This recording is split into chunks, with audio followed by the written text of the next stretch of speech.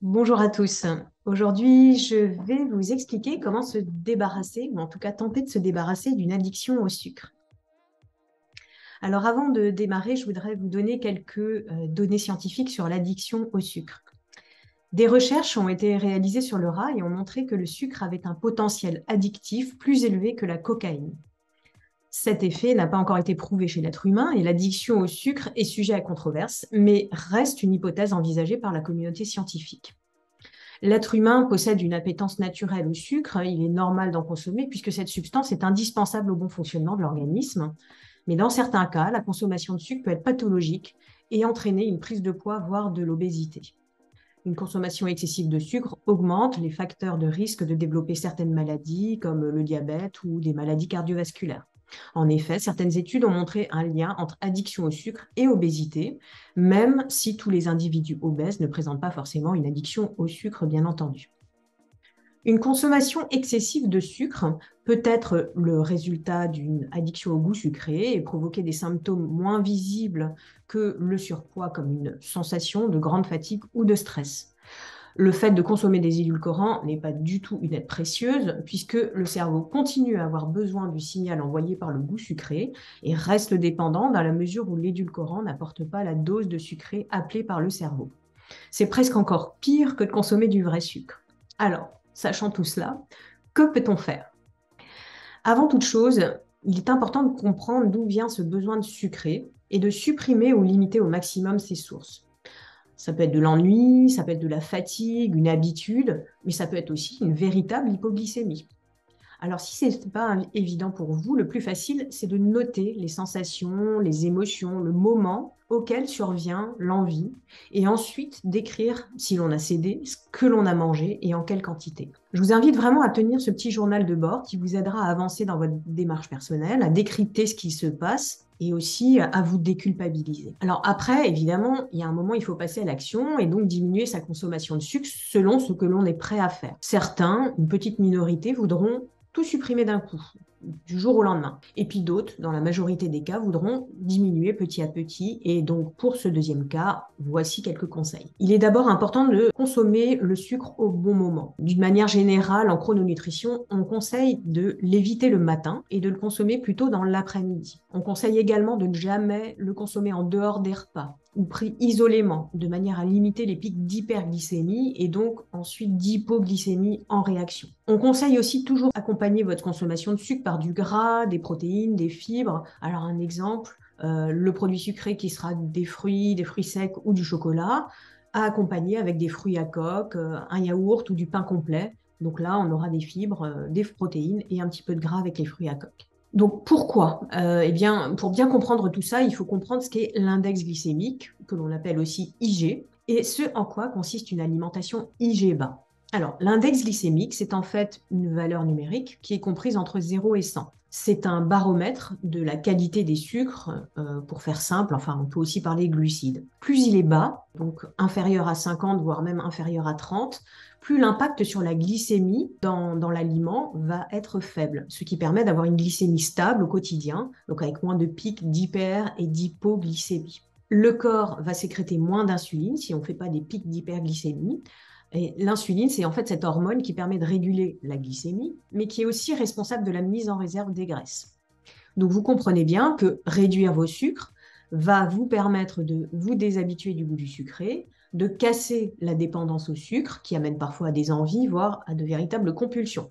Adopter une alimentation à IG bas vous permettra d'éviter les fringales entre les repas, qui sont souvent liées à une baisse de glycémie parfois assez brutale, mais aussi de prévenir de nombreuses maladies. Donc on l'a vu, les maladies cardiovasculaires, le diabète par exemple. Ça va aussi vous permettre de réguler votre humeur, d'avoir un meilleur sommeil, et puis pourquoi pas, cerise sur le gâteau, d'affiner un petit peu sa silhouette.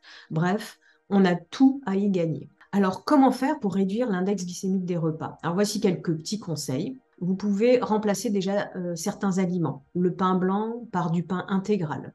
Des nouilles très cuites par des spaghettis al dente, idéalement semi-complets.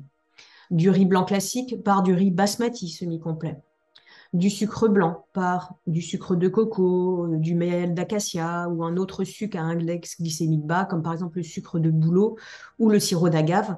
Bon, à manier avec prudence, ça reste du sucre quand même, hein.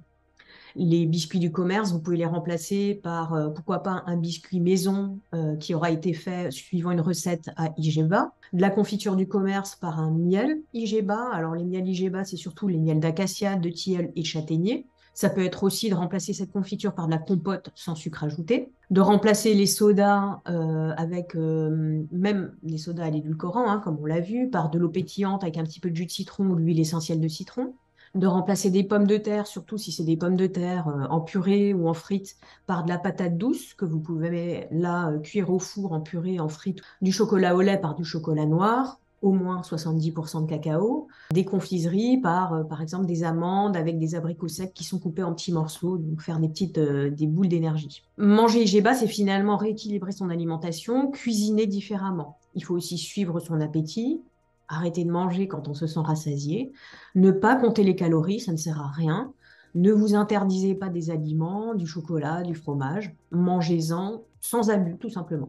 Au-delà de ces conseils alimentaires, bien entendu, il y a, je dirais, 2 conseils majeurs d'hygiène de vie. C'est la gestion du sommeil et du stress. Il faut dormir suffisamment et arriver à gérer son stress correctement, puisque vous savez que ces 2 éléments contribuent à des appels de sucré.